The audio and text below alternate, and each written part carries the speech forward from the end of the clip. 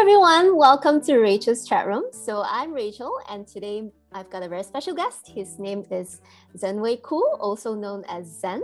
So Zhen is the COO of ThoughtFull, a digital mental health company that provides mental wellness solutions to individuals and organizations. Interestingly, he's also a moderator on Clubhouse. So he hosts talks on mental health issues every Thursday night. Thank you very much, Zhen, for coming on to my show. So recently I've tuned into one of your sessions in conjunction with International Men's Health, and I thought you guys talked about a really interesting topic, which is men's mental health. I think that is a very relevant and important topic to talk about. So yeah, that's why I thought it'd be great to have you on my show to address this really important subject. So thank you very much. Such a pleasure to have you on my show, Zhen.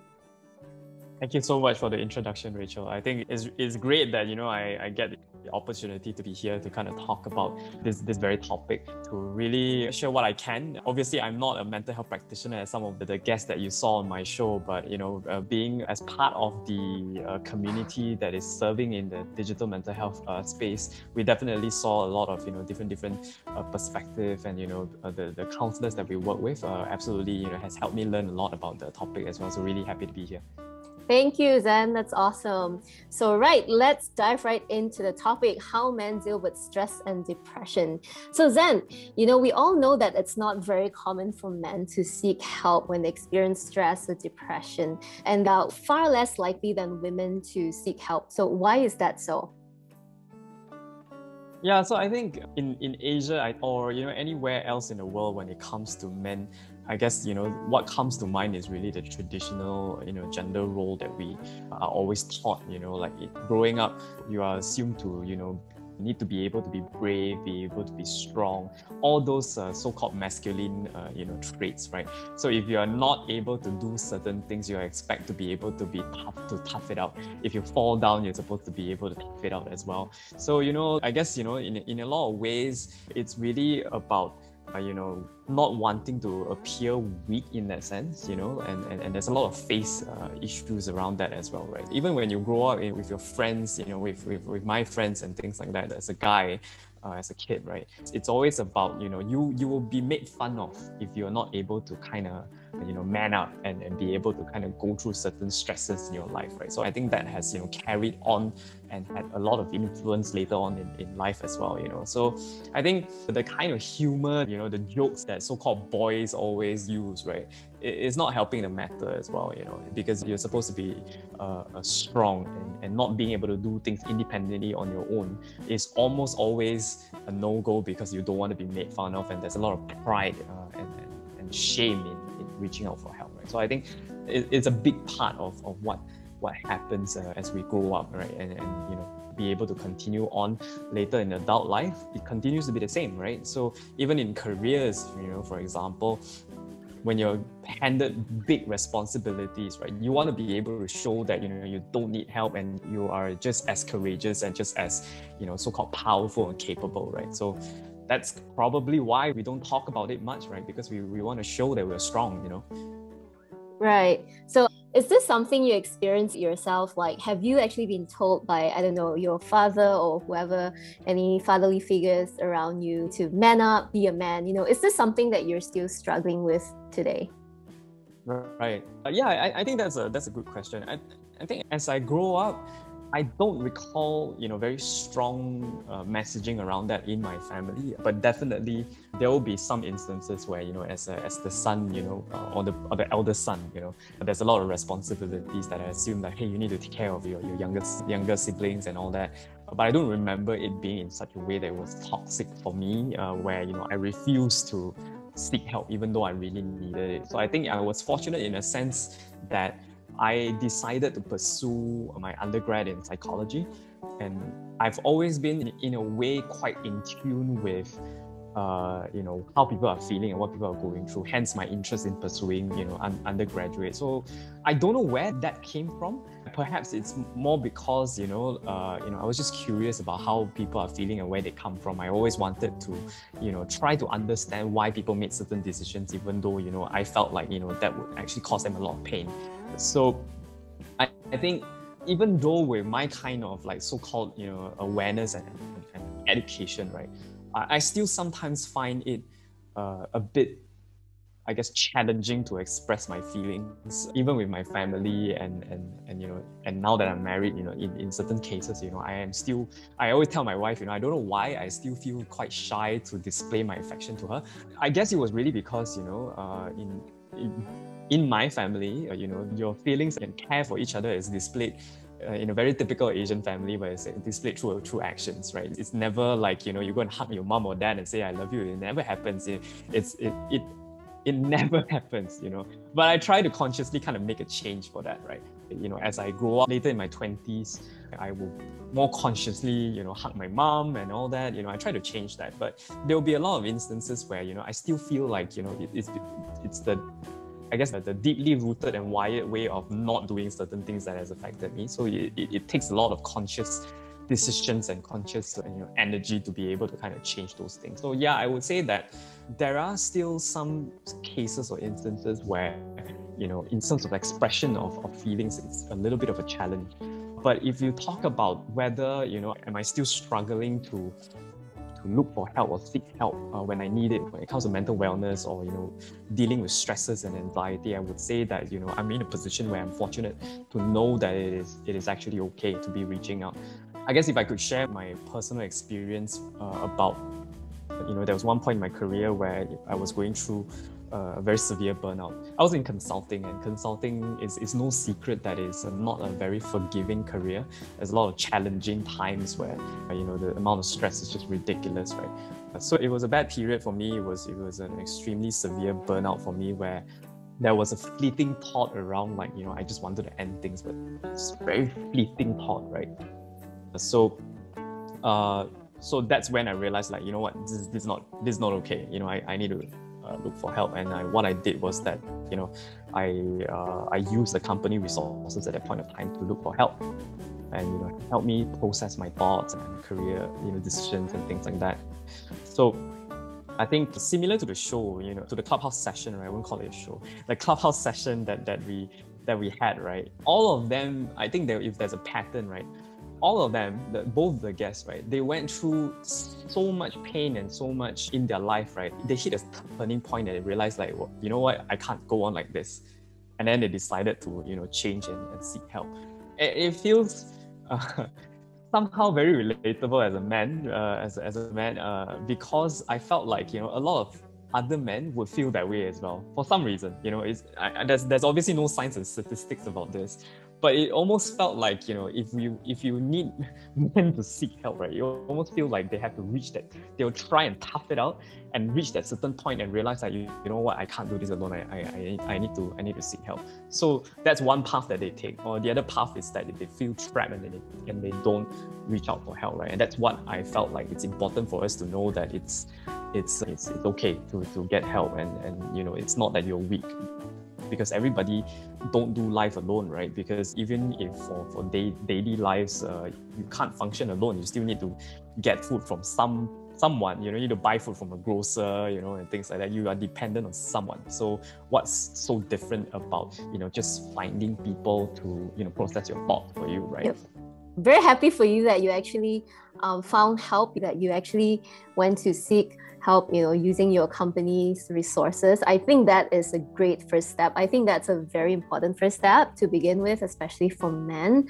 So yeah, good for you that you actually had the guts to do that, you know, because recognizing is one thing and then seeking help is another thing. Also, like what you mentioned earlier, especially for, I would say, Asian Chinese families, I don't know, it's like double the pressure to actually man up, right? So yes, good for you, you know, Zhen, for seeking the right way out. And I think that is very, very encouraging for a lot of men to hear, because I don't think it's common for men to actually share. So I think what you're doing, it's like a really great example. Which brings me to my next question. You know, how do you actually recognize the signs, you know, or the symptoms when a man is stressed out? I think this is especially important for the people around the man. You know, it could be a parent, it could be a friend, a brother. What are the signs to look out for? I don't think that there is actually perhaps a gender distinction when it comes to, you know, detecting whether someone is going through something, right? But I guess, as a thermometer or barometer to kind of check as a first step is really to see whether they are behaving slightly different from usual, right? So because if you talk about the general signs of whether this person is going through something, right? When it comes to mental well-being and things like that, you will typically relate to things like shorter temper, like just less patience in general, not being able to sleep well, eat well, or eating too much, stress eating, or sleeping too much, for example. Extreme behaviors, or something that is out of the ordinary. But obviously everybody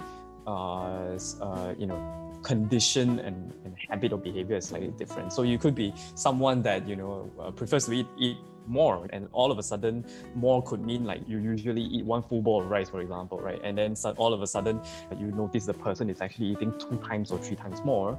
Or let's say, like, for example, things that doesn't usually bother this person suddenly starts bothering them. It could mean that they are actually trying to cope with things that more than what they could already.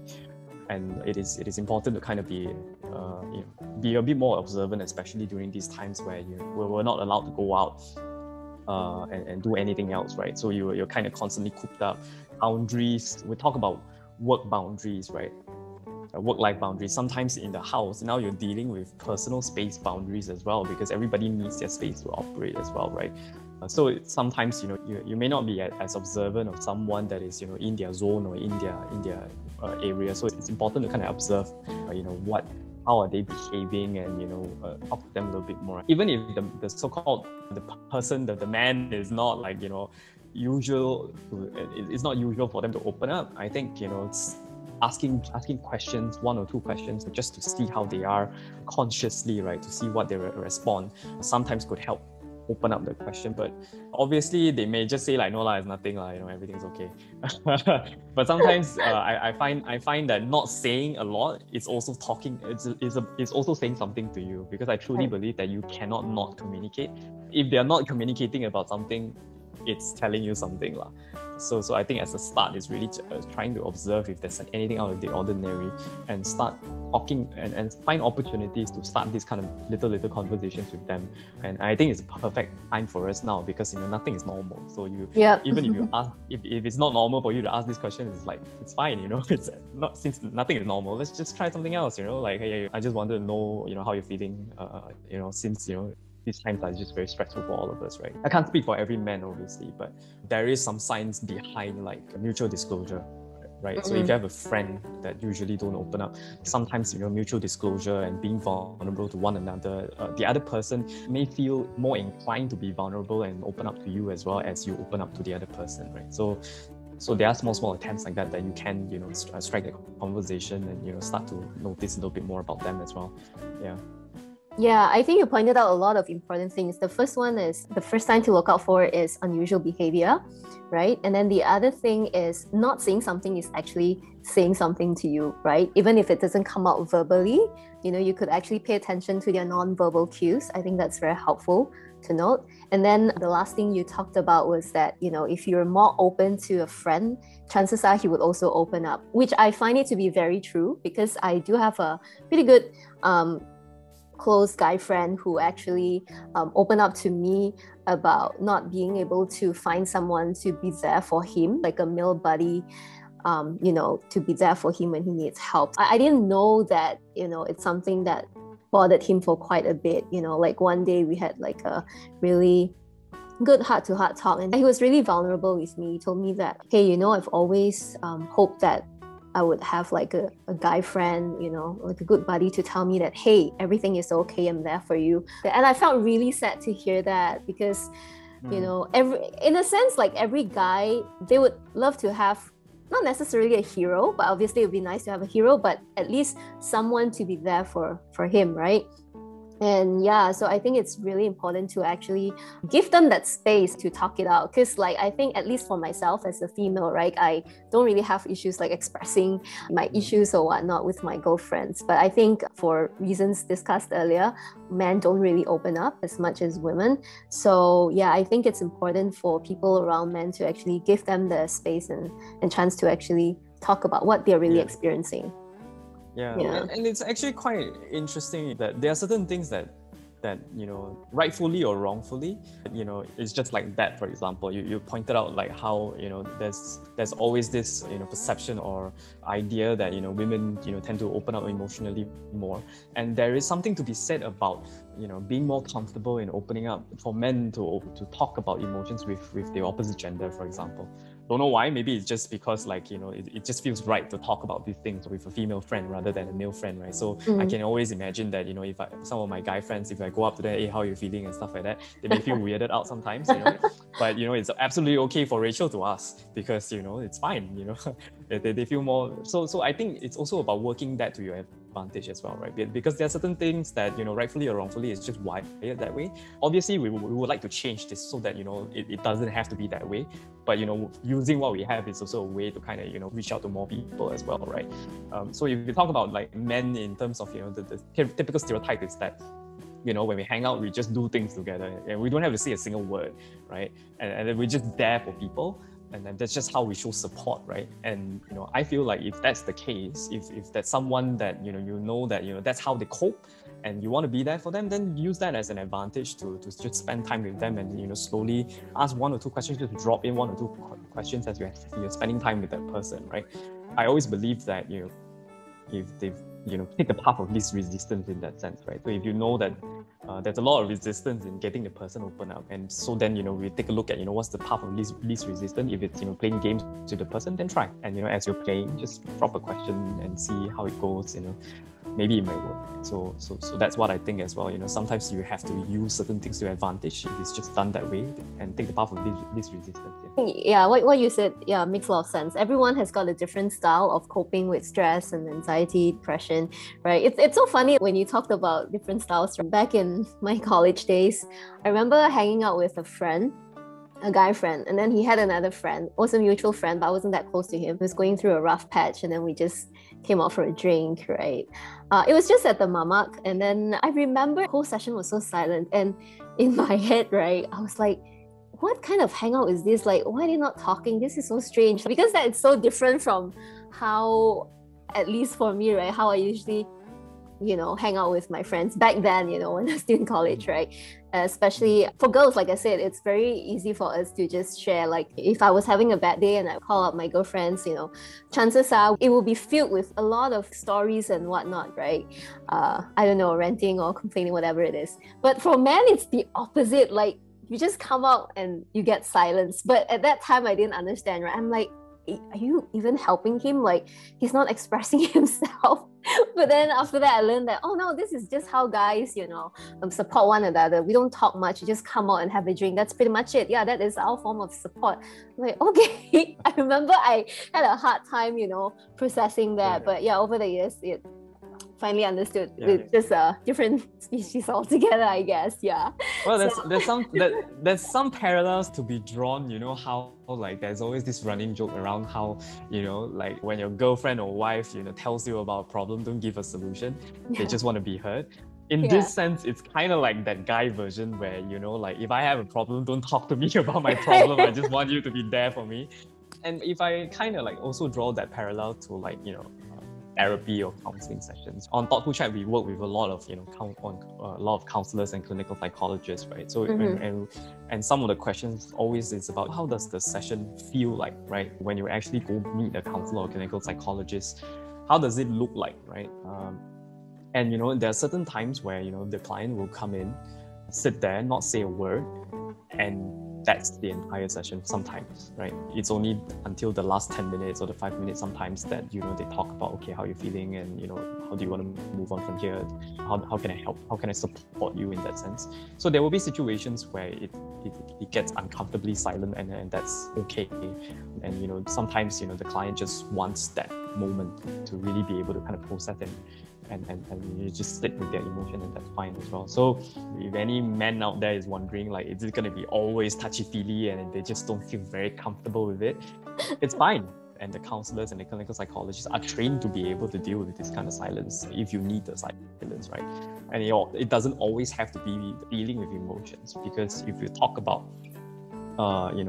therapy, right, a lot of it is about setting a goal and be able to find new ways to move forward, right? So it almost feels very task and action oriented, which is again another stereotype that for men, right? Oh yeah, it's got to be action oriented. I need to know what it does. It's not just all about the feelings and things like that.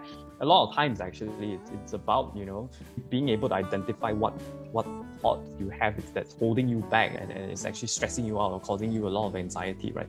Being able to identify it, be able to kind of change how you think about it and process it so that you'll be able to catch yourself and think differently and make different decisions, right? So that doesn't feel very, I guess, feminine in that sense. It's actually quite, actionable in that sense.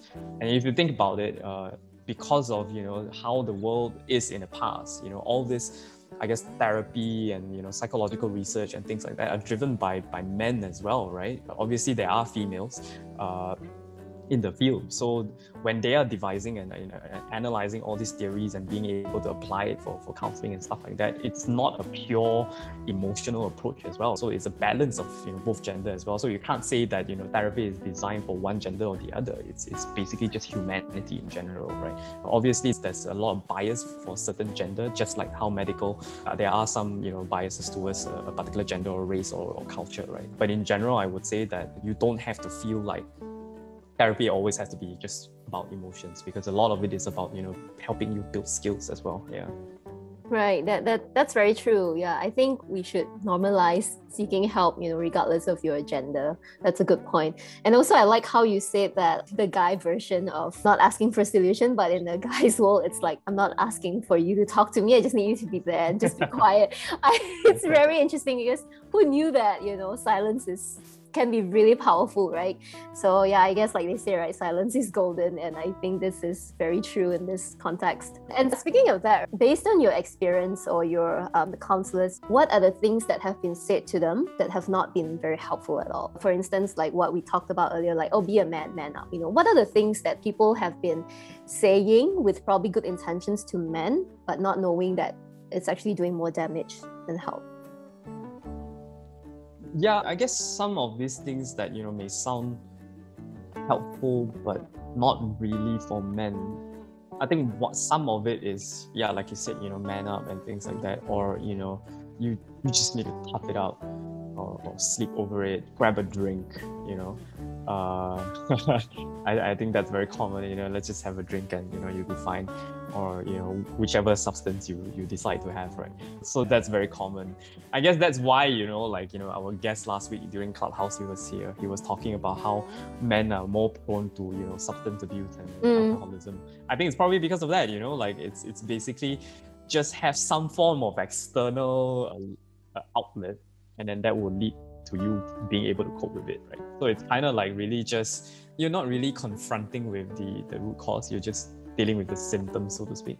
So I guess that's one thing that's probably not very helpful. Yeah, because I've seen a lot of movies, right? It's so common that whenever in a movie or like TV drama, whenever a man is not happy or they just went through a breakup, chances are the next scene would be the guy's buddy showing up at the doorstep with beer or asking them to like, hey, let's go hang out at the club, let's go find some girls at the club. So I don't know if this could be one of it, as in like, this is something that's probably not very helpful for the male viewers, because even though it's a movie, right, or a TV drama, it's actually subconsciously reinforcing the fact that this is how you cope with stress, this is how you cope with breakup or depression as a man, right? I don't recall many shows that had a scene where a man would like actively seek help or a therapist to talk about the issues. It's very uncommon, and usually for a married couple at least, right, it's always the wife that initiates the counseling sessions, right? And then the husband would always reluctantly tag along, and then chances are he would show up and like be quiet and just like pull a long face, right? That is what I've noticed in a lot of TV shows. So I think there's a lot of portrayal of escapism, I think. Yes. Just escape the moment and not deal with the moment and just let it boil over. Yeah, there's a lot of portrayal that definitely not very helpful. Which brings me to my next point, right? My next question. So for the clients that have actually come to you or your therapist or just to ThoughtFull in general, what was the motivation behind them seeking help. I'm just curious as to what actually prompted them to seek out help, right? Because like we discussed earlier, it's just not a very natural reaction from men in general. So would you say most of it comes from like encouragement from like a spouse, a friend? What led them to Thoughtful basically? Right. For the men here? I think in general, when it comes to, Thoughtful Chat, there is still a little bit of, in terms of, ratio wise, right? There's more females that is approaching us compared to male, which is in line with, what we're observing in terms of, men's, help-seeking behavior, right? But for those who came, I think anecdotally, there are some that actually came because they are encouraged by the people around them, which is very encouraging to see because, at the end of the day, the issues that they face, for a large part, quite universal in a sense. Obviously different when it comes to like, if you're talking about something that we just won't be able to deal with, like for example, like physiological differences, there are some challenges that physiological differences between male and female, that's something that we cannot experience ever, right, in that sense. But when it comes to other issues like career, when it comes to relationships and things like that, I think that's quite common, right? So it's a lot of dealing with stress and anxiety and being able to deal with a relationship as well. So I think it's in terms of dealing with relationships, men face toxic relationships too, right? When it comes to betrayal, men face that too, right? Sure. So I think in terms of the subcategories, I think it's not very, very different. But if you talk about how they came to us, it's just very encouraging to see that there are some anecdotally speaking, they're just encouraged from people around them. And I think because ThoughtFullChat is a mobile app, and it tends to be more popular among the so-called young working professionals, which are more aware of those issues as well. So I think the awareness is really there to be able to do that. I think the other thing that attracts our users to us, regardless of male and female, is also because of the discrete nature of ThoughtFullChat. Because ThoughtFullChat is text-based, right? It's an app that lives in your phone. So if you don't have to schedule a time, in the days that you can go to a physical therapy center, you schedule a time, go to the therapy center, you get out of the car, you look left and right and see, hopefully nobody sees you going up the center, or like schedule a time like this where like a video chat, for example, you still need your own space. And then if people walk in on you, or they'll be wondering who you're talking to, in the event that it's a text-based app like ThoughtFullChat, you can sign up using a nickname and nobody will know. And in fact, that's one of the features, right? The mental health professional on the other end will only see your preferred name, and they won't have any other contact details about you. You can choose not to upload a profile photo if you do so as well. So being able to kind of just text and talk to someone, it provides that safety of the first step, right? We've always designed it so that people are able to approach mental well-being for the very first time. So if you look at the way we've designed ThoughtFullChat, right, it's really that, helping you to take that first step. So for men who are not very used to opening up, this is perfect for them because, they don't have to feel very exposed or being there's spotlight shining on them the moment they start talking about the feelings, right? Because it's on your phone and nobody needs to know who you are, right? So it provides that first step to be able to explore.